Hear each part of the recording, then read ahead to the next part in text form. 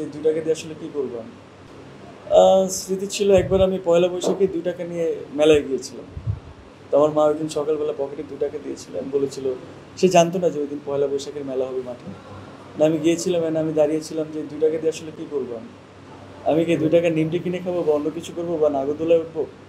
সেই স্মৃতিটা আর কি বেশ মনে পড়ে অ্যান্ড খুবই অদ্ভুত একটা সময় আসলে আমি পার করেছি আমার শৈশবে।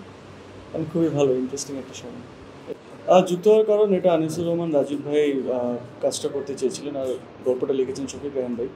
এটা তার ফিকশনের প্রথম কাজ অ্যান্ড আমি খুবই ভাগ্যবান যে তার প্রথম স্ক্রিপ্টে আমি কাজ করতে পেরেছি। অ্যান্ড গল্পটা খুবই ইন্টারেস্টিং। আমার মনে হয় যে আশা করি দর্শকও বেশ সাড়া দিবে অ্যান্ড সবার অনেক ভালো লাগবে। তার সংলাপগুলো খুবই দুর্দান্ত অ্যান্ড খুবই সাবলীল অ্যান্ড সেই লাইন্সগুলো ডেলিভার করতে পেরে আমি খুবই নিজেকে ভাগ্যবান মনে করছি।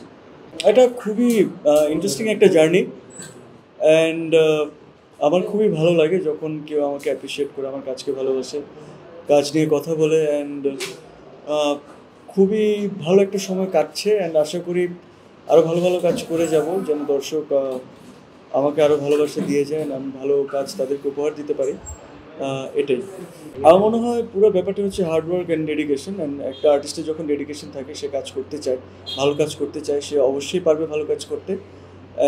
অ্যান্ড আমার যেটা মনে হয় হার্ডওয়ার্কের কোনো বিকল্প নেই অ্যান্ড অবশ্যই নিজের ক্রাফটের উপরে কাজ করা, নিজের ক্রাফটিংয়ের উপরে কাজ করতে করতে করতে করতে একটা আর্টিস্ট জন্ম হয়।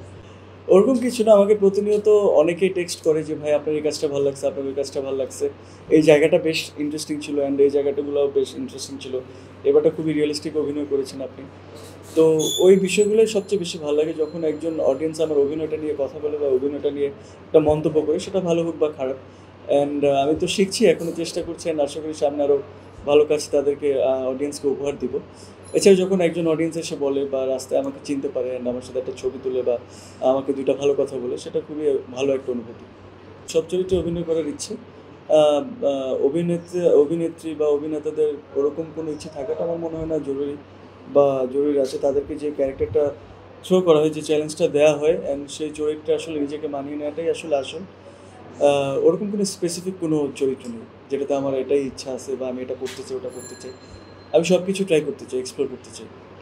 আমার যারা সিনিয়র আছেন তারা খুবই ভালো ভালো আর্টিস্ট, জোবান ভাই, তসিফ ভাই, সিয়াম ভাই, তারপর ফারহান ভাই বা যারা আছেন সবাই খুবই ভালো আর্টিস্ট অ্যান্ড তাদের সাথে আমার খুবই ভালো সম্পর্ক, তারা আমাকে খুবই আপন করেই দেখে অ্যান্ড আমার মনে হয় আমার পরে বা আমাদের পরে যারা আসবে তাদেরকেও আমরা আপন করেই দেখবো।